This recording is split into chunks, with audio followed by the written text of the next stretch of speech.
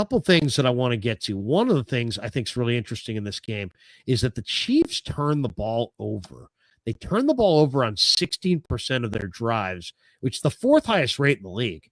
And, 6 of the 8 turnovers have been Mahomes interceptions. Those 6 interceptions are the most of any quarterback in the league for the first 5 games of the year.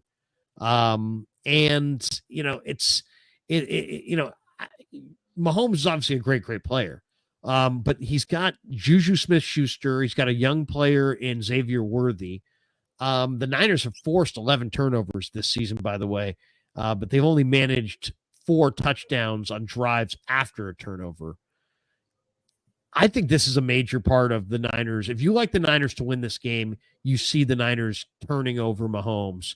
They got an early turnover in that game a couple of years ago, and still they got their doors blown off by the end.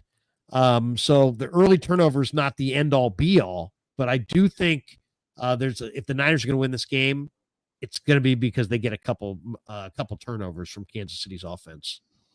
Sometimes it's so cliche, but teams that win the turnover battle in the NFL win about 80% of the time over the last few years. And let's be real about this Chiefs-Niners rivalry. I know that the Chiefs have owned it, and Kyle Shanahan is 0-4 against Patrick Mahomes and Andy Reid, but these games have been close. The Chiefs had to rattle off 21 fourth-quarter points in the Super Bowl back in 2019. This game was 25-22 back in February. Even back during the 2022 season, that game was really close at halftime, and then Jimmy Garoppolo threw that awful pick right before the break, and that gave momentum to Kansas City. And so the NFL is decided on the margins, and a team like the Kansas City Chiefs, they've been so good on the margins, and they are 29th in red zone efficiency. So that means when they score or when they get into the red area, they're scoring a touchdown about 38% of the time. So you think the Niners have been bad? The Niners have been a little bit better at 25th in red zone touchdown efficiency. But the why Chiefs do you think have that just is, done, by the way? For why has Kansas City struggled in the red zone suddenly with Reed, who might be the best red zone play caller I've ever seen, and then with Mahomes? Is it the lack of speed? What is it? Because, their weapons are outside. Worthy's got deep speed, but it may not benefit you in the red zone that much. And then he doesn't, even though he's got great deep speed, I don't know if he's got elite quickness. And then they're leaning on Juju Smith-Schuster, Kelsey, now Kareem Hunt. Is it just the lack of quickness among their weapons? Yeah, so, for the Niners, I talked about this on the show this week. I think it's their lack of success on first down. Oftentimes, they have no gains on first down, or they're playing behind the sticks, and then you're behind the 8 ball.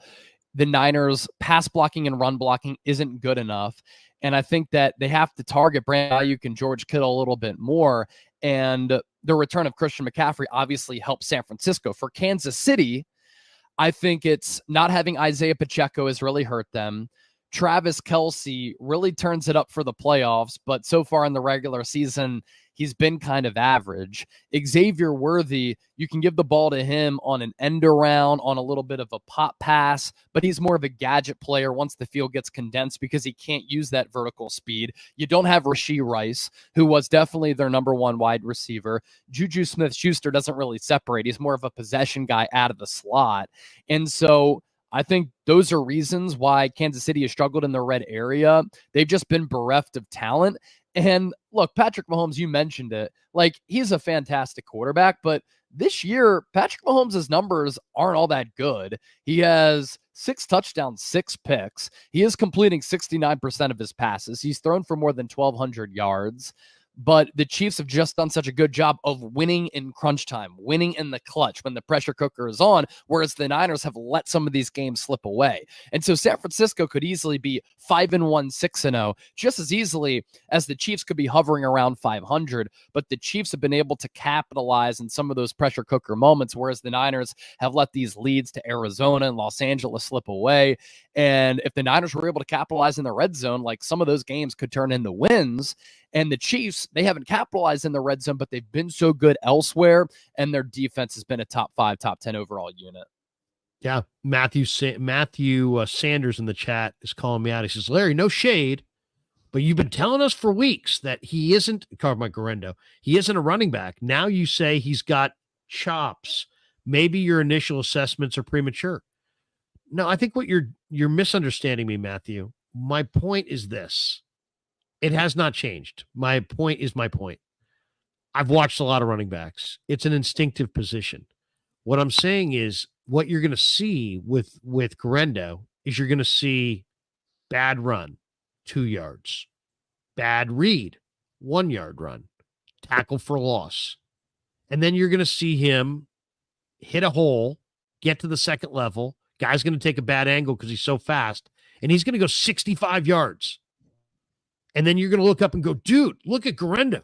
He had 12 carries for 92 yards. But he had a 74-yard run. You know what I mean? And then the take away that 74-yard run, and he's like 2-2 a carry or whatever, 1-8 a carry or something. That's my point. My point is some guys are like bell cow backs, and you can feed them, and they'll give you 3 and 4 and 5 and 6 and stay ahead of the chains, and they're consistent runners, and they pick and slide. Elijah Mitchell is the opposite, exact opposite of Garendo. Elijah Mitchell is going to maximize every run. He's never going to fumble. He's going to, if it's blocked for 2, he's going to get you 2 or 3. If it's blocked for 3, he's going to get you 3 or 4. If it's blocked for 4, he's going to get you 5 or 6. That's the way he is. He's never going to have any TFLs. He's always going to fall forward. Garendo's not like that. He's going to have TFLs. He's going to have fumbles. He's going to have misreads, but then he's going to hit the hole and he's going to be gone. So my point is he's an athlete. He's an athlete playing running back. So you got to live with the TFLs. You got to live with the negative yardage plays. You got to live with he runs up the back of his offensive guard or whatever. And then you get the benefit of you got a guy who's 220 pounds with 4.33 speed. And so that's what you saw. And that's what you're going to continue to see. He's not consistent, but he's so dynamic that if you mix him in the right way, he can give you some really, really good stuff. I hope that answers the question.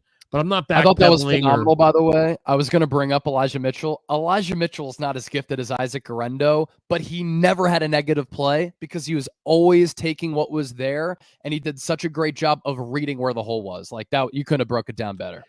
The trade deadline's coming up in about 2 weeks. You did a video earlier this week, and I joked about it on one of the live streams. Grant did one too on Max Crosby. Go get Max Crosby. And my whole thing was, come on, guys. They're not going to trade Max Crosby. Fast forward to yesterday, it sounds like Max Crosby would like to leave the Raiders. Here's the quote. This is just days after Devontae Adams got traded to the Jets. 3-time Pro Bowl defensive end Max Crosby had some similar sounding comments about his desires to maybe leave the Raiders. He said, I'm not here to rebuild. I'm here to win. So I don't know whatever that means, but I'm here to win now. Wherever I'm going to be here to win. So that's all that matters to me. In other words, I think what he's saying is he's a Raider and he's going to try to win and as a Raider, but he also wants to win. And the Raiders are 2-4. Their defense is an absolute circus. They've missed 83 tackles, most in the league, and he's tired of losing. Now, Crosby's been a monster. He co-leads the NFL in tackles for loss. He's got 9. He's got 97 career tackles for loss, leading the NFL since he entered the league in 2019. He's only 27. He's got 5.5 sacks, tied for 5th most in the NFL. Last year, he led all defensive linemen in snaps, TFLs, 27 sacks over 22 and 23. So, I mean, he's an amazing player. So he's a terrific player for sure. You did a video on him. You also did one on Dexter Lawrence. I'll freely admit, I mean, I openly laughed at the notion of Crosby because I just kind of know Mark Davis wants no part of ever trading anybody to anybody, let alone the Niners. But I also know John Lynch, and the Niners do have a full complement of picks. They've lived without number 1 picks for a while now. They're not really good, if you looked at their history, at making number 1 picks. So maybe like Les Snead did this with the Rams, Chase, maybe they ought to do it here with the Niners. Maybe this is the right time inside their Super Bowl window to say, hey, Raiders, here's 2 number 1s for Crosby, or here, New York Giants, here's 2 number 1s for Dexter Lawrence. And the contract's going to be a tricky thing to squeeze in, but that might be the smart play. The deal that I'm advocating for is a 2-player trade. I'd like to have Devin Lloyd and Darnell Savage out of Jacksonville. I think Savage is the perfect piece for the Niner young secondary, and I think Lloyd is needed because they obviously, Sorensen doesn't trust Graham or Winters enough to play him, and we've already outlined how Campbell's a circus. So Lloyd would be a great replacement for Campbell. I like a Lloyd-Savage combo. I also like the idea of maybe going after Reddick or an edge rusher.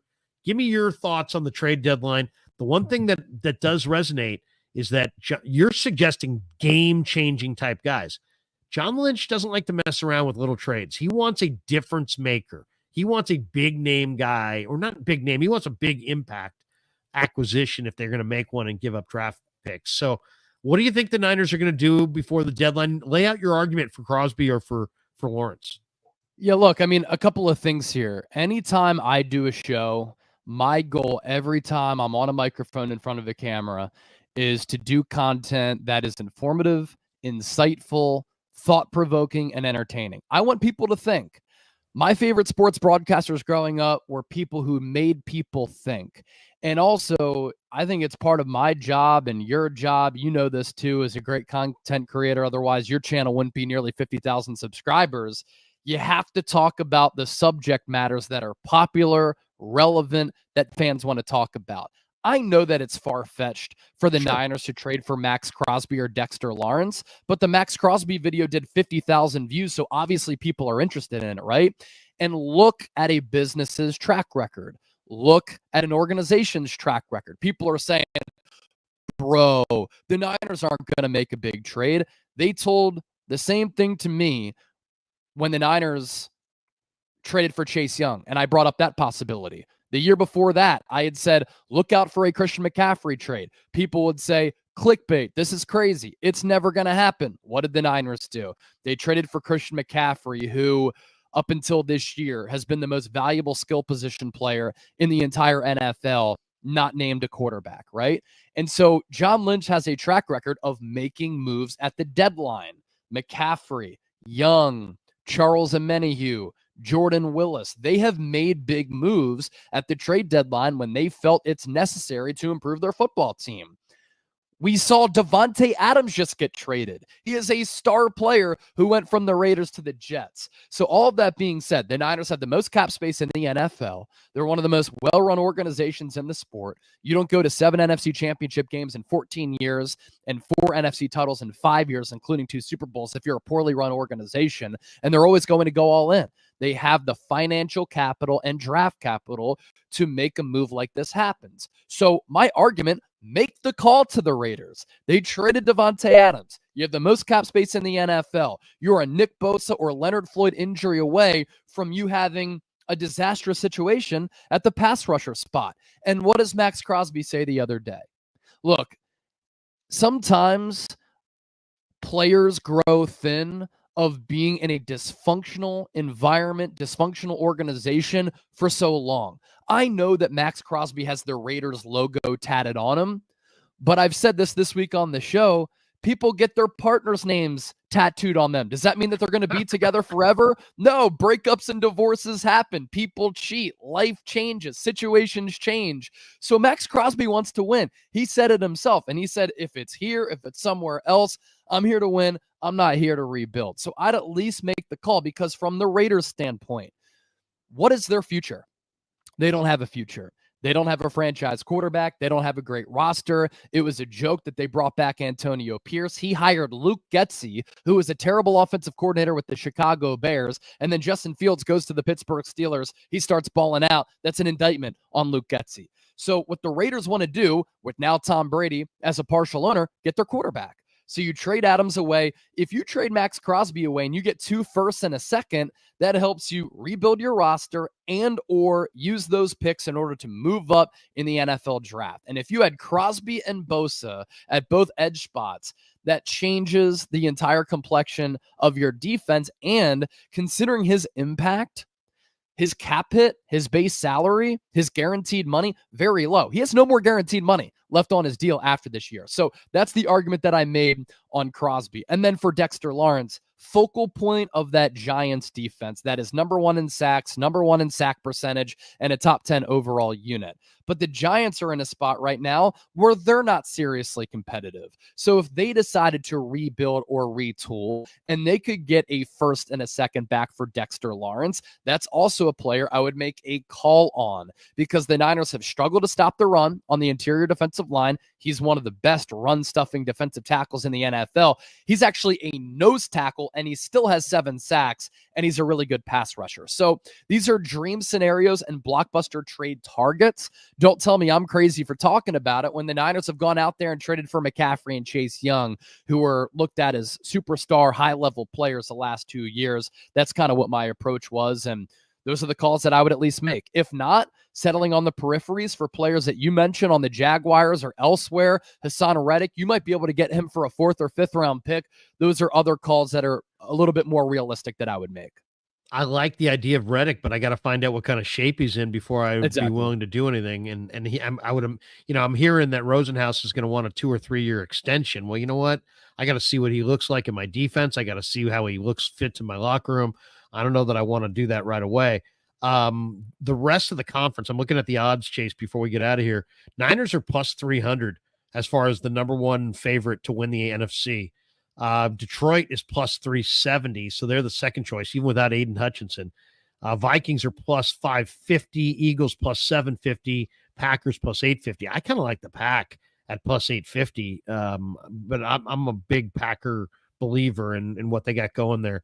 What do you think? I mean, of those teams, what do you think those teams are going to be doing at the trade deadline? What are you hearing about Howie Roseman? What's he going to get done? Do you think the Eagles or the Lions are going to make a big play for a Trey Hendrickson or somebody like that to try to replace Hutchinson? Does Minnesota add? Does Green Bay add? If I'm Lynch, I got to think about outmaneuvering those 5 teams or those 4 other teams, Packers, Eagles, Vikings, and Lions, for the key piece. And, as far as the Super Bowl, obviously there's Kansas City, there's Houston, there's Baltimore, Buffalo. There's some great teams going to be waiting for you.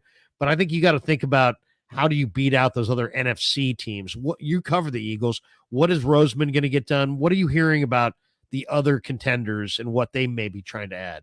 Yeah, first, the NFC landscape. Like, the Vikings are 5-0. I don't have a ton of confidence that Sam Darnold's going to be able to win a high-level playoff game, but that defense is phenomenal, and they're loaded offensively with one of the top offensive minds in the NFL. I'm not sure they're going to make a move because they don't really need to, but that Vikings team is really legit.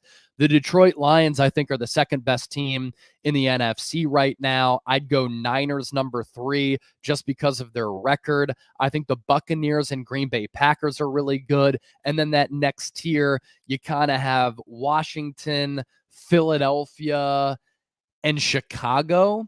And then outside of that, there's a huge drop off to the next tier of teams. So as far as true bona fide NFC contenders as we go into week 7, I think it's San Francisco, Detroit, Minnesota, Green Bay as teams that I really take seriously. If I didn't mention Atlanta, they're kind of in that second tier.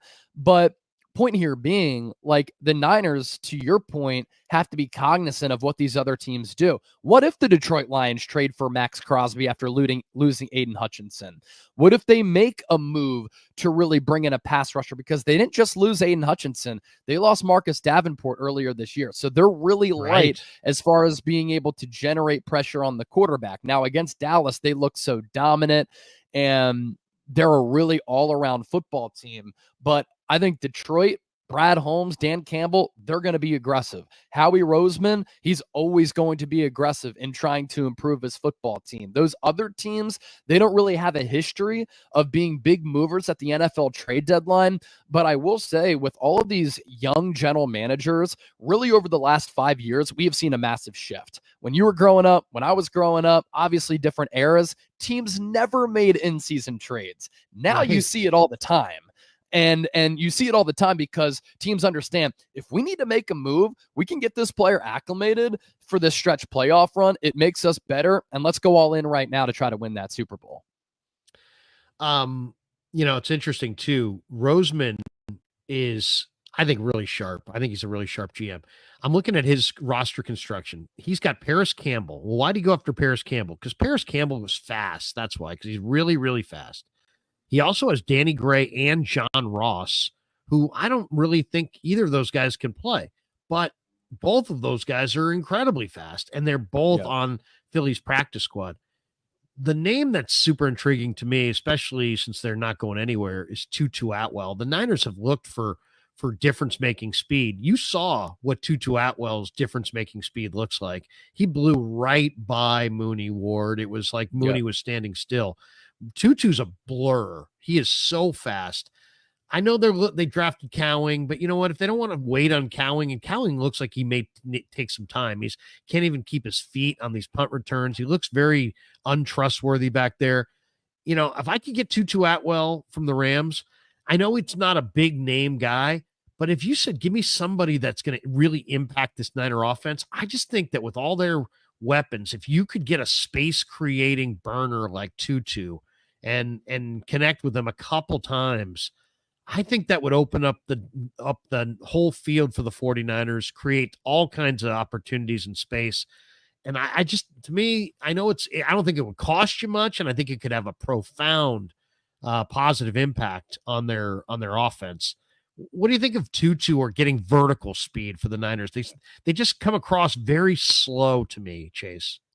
Yeah, no, that's a little bit of a problem, and I think that has to do with some of the numbers that we see as far as receiver target separation, and it doesn't help that Brandon Ayuk was obviously rounding in the shape the first couple of weeks of the year, but last year he gave the Niners that vertical element. He was number 2 in the NFL in yards per catch after Tyreek Hill, so that's pretty impressive. A burner, I think, would do a lot to open up things underneath for Ayuk, Kittle, Debo, Christian McCaffrey once he comes back, and Jawan Jennings. Now, Purdy is still really high as far as deep ball completion rate. He's number 2 in air yards. He's number 2 in yards per attempt. So he's at least throwing the ball downfield. But to have that dimension and that threat of a vertical guy, I think would help San Francisco. It looks as though they could get back Ricky Pearsall against the Kansas City Chiefs. He ran a 4.4, but I don't think he plays with long vertical speed. I think that's more short area quickness. And so that's how I think he's going to be able to help this team. But yeah, if the Rams continue to lose, right now they are 1-4. He almost didn't make the initial 53. Could he become expendable? You have that relationship and the way of communication with Sean McVay. One more super, and we got this one, Michael Carroll's. If there's one factor for the Niners W, what is it? Mine is KC's passes 8 yards and in. Mahomes is the yak king, and 49ers defense is horrendous against short passes and screen passes. If there's one factor in this game, Chase, that you got to have if you're the Niners, what is it? You know, I talked earlier about how the NFL oftentimes has decided with games on the margins, right? The Chiefs have executed on the margins. The Niners this year have lost on the margins. They've played Kansas City so closely to the point where these games have been decided by a couple of plays, a turnover here and there, a lack of execution here and there.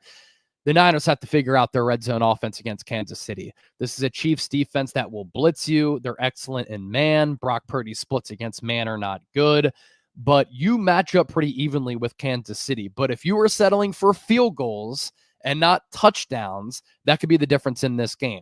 A huge swing from 3 to 7 points on any given drive. So if the Niners can play flawlessly inside the red zone, then I think that they can win this game. If they have to settle for field goals and this game is close late, you of course give the edge to Patrick Mahomes and Andy Reid, because how many times have we seen them just stick the knife through the opposition in a clutch moment? I'm going to say, and to me, the entire thing is going to break down if this happens. The Chiefs are too good in a lot of ways. They cannot, if they have the vertical to Worthy available to them, this game's over. This game is going to be over. The Niners have to defend the vertical to Worthy. They really can't defend the verticals. They don't have the speed to do it. And I don't know, and this is the fastest guy in the entire league, and they're going to take shots down the field. And I think they looked at the Niners and had one eye on this. I know Mahomes wanted Worthy, but I think also Reed and Veach looked at the Niners and said, hey, look, the Niners don't have a lot of speed. If we go up top, we get a guy like Worthy that he's going to run right on by. That being said, last question. Who's got the better future, you think? And did the Niners, if you gave the Niners a choice, you could have Worthy or Pearsall, would they rather have Pearsall? Who would you rather have? Whose future who do you think is going to have the better career between Pearsall and Worthy? Different guys altogether. I was pounding the table for Xavier Worthy in the NFL draft, and then Kansas City, of course, was able to get him right before San Francisco, all thanks to Buffalo, just basically handing Xavier Worthy over to the Kansas City Chiefs, a team that they can't beat in the playoffs, which was weird. Look, given the current construction of this roster, I'd probably rather have Xavier Worthy. You and I just talked about what the vertical element of him could do when you stretch the field vertically. What is Kyle Shanahan so good at? Drawing up plays for all of these other playmakers to make plays over the middle, underneath, picking up yards after the catch. So I think Worthy would be better on this team than Ricky Pearsall. I do think that Pearsall can be a solid pro, but look, I think he's more of an inside guy. The whole route running footwork thing, it's sexy, it's fun, but I think that Worthy is the more explosive player. Brock Purdy has really thrived with throwing the deep ball, and I think that he could help out this team more so right now. As far as career goes, I'll still side with Worthy, but I think Pearsall in this system, if he can stay healthy, can be a really good pro.